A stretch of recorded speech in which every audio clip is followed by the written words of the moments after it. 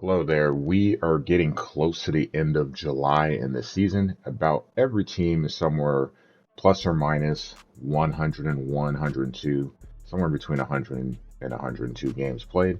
We're going to take a look at the standings as we start to prep for the stretch run of this franchise season.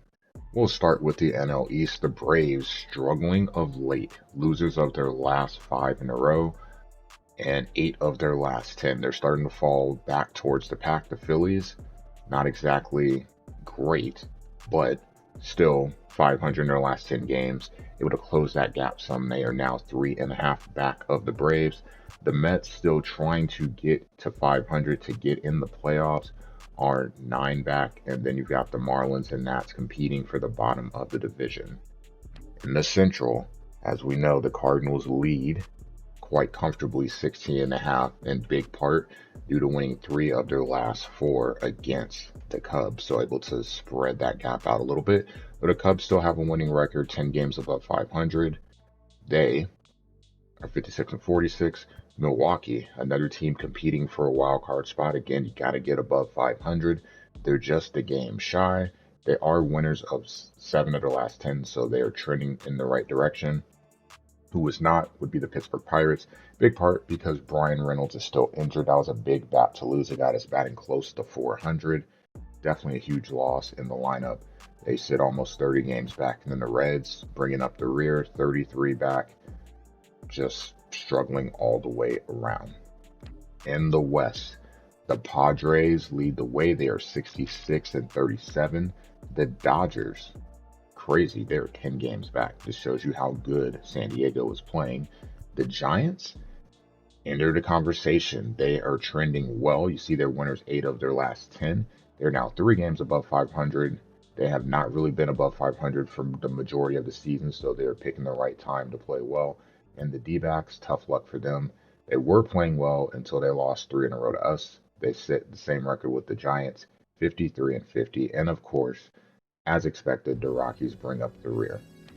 The wild card is definitely getting interesting now. So the Cubs have the top spot. Dodgers a half game back for spot number 2. Phillies will hold the final spot currently at the moment. They are a game behind the Dodgers. And then it gets interesting. So the Giants have played their way into contention. They are 2 games back. The D-backs 2 games back as well. Milwaukee slowly sneaking back into the picture, 4 back, and then the Mets 5.5. So they're still close enough where they can make stuff happen, especially with about 60 games to go. Another thing to note, best record in the National League, 73 and 30, 66 and 37. Cardinals are 7 games over the Padres. This is huge because having the best record gives you a little bit of an advantage. Obviously, home field advantage throughout, and not having to play as many games, potentially, or at least many wins to get to the World Series. On the other side, in the American League East, the Yankees, Blue Jays, and Rays in the tight division race, all playing pretty well. Yankees hold a half-game lead over the Blue Jays. The Rays are 2.5 back. The Red Sox playing well of late, but they're not going to be able to catch these guys, though they are getting closer to 500. They could potentially play themselves into contention for a wild card spot. At least in the division, you see they're really behind those guys. But let's look around the league and see, is that something possible? In the Central, another tight race. The Twins and Guardians battling for supremacy in this division. Right now, Cleveland holds a 2-game lead. The White Sox, the X factor, they're 4.5 back. Again, they're not super out of this race. They're right there, and you know they're still going to have games to play in the division, so they still will be a factor.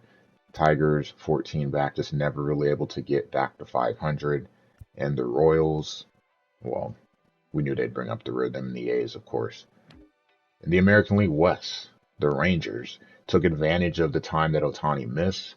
They were able to pass the Angels, get some distance, and currently they sit 5 in the games above them. The Astros, 10 back. So they are not helping matters. They lost their last 2 to the Rangers, but they're still trying to get into the playoffs and wild card spot. They will be a very dangerous team. And then, of course, The A's bring up the rear. Mariners, we've looked at them a couple of times this year. They've just struggled. They've won 4 in a row, but they are so far back. They are definitely out of contention. Sucks to see because they do have some young talent there. And then the wild card. Blue Jays in a really cool spot because they are right behind the Yankees, but they have the best record of any of the wild card teams. So still a plus. The Rays right behind them though. The Angels behind the Rays, a little bit of a significant gap there. And then it gets interesting. The Twins are a game back. The White Sox 3.5. The Stros 4.5. They can make up some ground. They'll be definitely in the thick of things. And then an X factor in the American League side, the Red Sox. They are playing well right now, but they are still 7 back. The wild card teams are well above 500. You see the Angels are 10 games clear, and even the Twins are 8 games above 500. So first thing for the Red Sox is trying to get to 500. Start there and see what happens. And as we get closer to the end of the season and with the wild card races, we'll tune in more into what's going on schedule-wise for teams in the race, who's got who coming up, that sort of thing. But a quick look at the Cardinals.